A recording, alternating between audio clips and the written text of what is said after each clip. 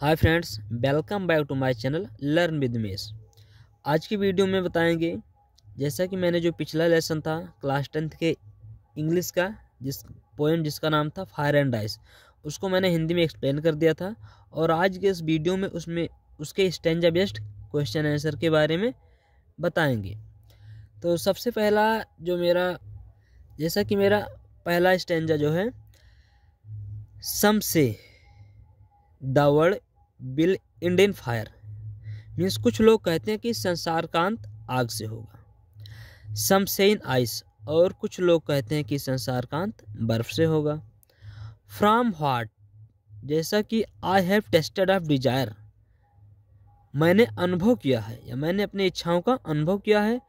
I hold with those who favour fire, मैं उन लोगों के पक्ष में रहूँगा जो लोग आग के पक्ष में हैं। मीन्स कवि के कहने का मतलब है कि कुछ लोग कहते हैं कि संसार का अंत आग से होगा, और कुछ लोग कहने का मतलब है कि संसार का अंत बर्फ से होगा। और कवि के इच्छाओं के अनुसार कवि उस पक्ष में रहेगा जिनके द्वारा कहा जा रहा है कि संसार का अंत आग से होगा। जैसा कि इसमें फर्स्ट क्वेश्चन है, the poet considers desire as fire is, कभी इच्छा आग से तुलना करता है, सही या गलत। तो जैसे इसमें हमने पहले ही बताया था कि सम से the world will and in fire, जैसा कि इसमें क्या पहला हो जाएगा, ट्रू हो जाएगा, मीन्स सत्य हो जाएगा। जैसा कि मेरा दूसरा क्वेश्चन है, what types of desire will cause the end of the अर्थ, किस प्रकार की इच्छा पृथ्वी को समाप्त करने का कारण बनेगी। आंसर है द डिजायर लाइक फायर, आग के समान इच्छा, will cause the end of the earth, means पृथ्वी को समाप्त करने के लिए अग्नि के प्रकार की इच्छा जो है वो समाप्त करने का कारण बनेगी। थर्ड नंबर है, how many popular views does the poet present regarding the end of the world, means कवि कितने प्रसिद्ध व्यक्तियों के विचार को इस संसार को समाप्त करने के विषय में व्यक्त करता है। The two different views of people regarding in the end of the world, कभी यहाँ पर दो प्रकार के विचारों को व्यक्त करता है। First one fire and second one ice, पहला जो कि आग है और दूसरा क्या है, बर्फ।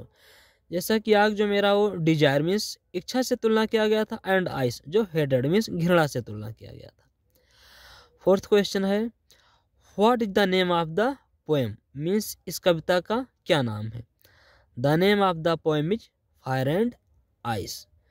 ये जो था मेरा फर्स्ट स्टैंजा का क्वेश्चन आंसर था, और इसका जो इसी में सेकंड होगा। इसमें जो सेकंड स्टैंजा है, बट इफ, लेकिन यदि it had to finish twice, means इस संसार का अंत दोबारा से होना है। आई थिंक, मैं सोचता हूँ, आई नो, और मैं जानता हूँ, इनफ टू हेट, मीन्स इसके लिए ईर्ष्या ही पर्याप्त है। टू से, ऐसा कहा जाता है, that for destruction ice is also great, means इस संसार को समाप्त करने के लिए आइस मीन्स बर्फ ही पर्याप्त है और महान है। एंड वुड सफिश, और पर्याप्त है। तो जैसा कि मेरा फर्स्ट क्वेश्चन है,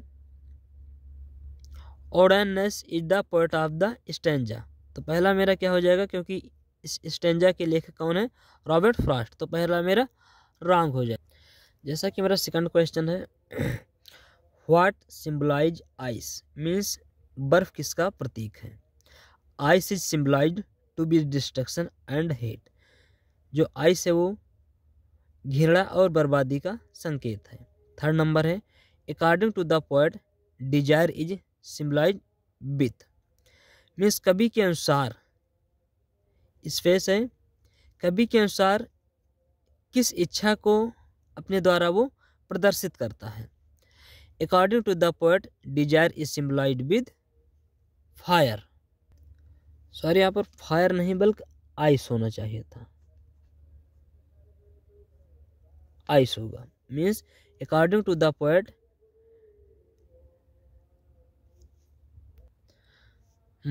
यहाँ पर बल्कि फायर ही हुआ, क्योंकि डिजायर की जो डिजायर था वो उसकी मतलब जो फायर की तुलना डिजायर से की गई थी। तो according to the poet desire is symbolized with fire. Fourth है by whom the poem fire and ice is composed, मतलब फायर एंड आइस किसके द्वारा लिखा गया है या इसके लेखक कौन है, कवि कौन है। The poem fire and ice is composed by Robert Frost.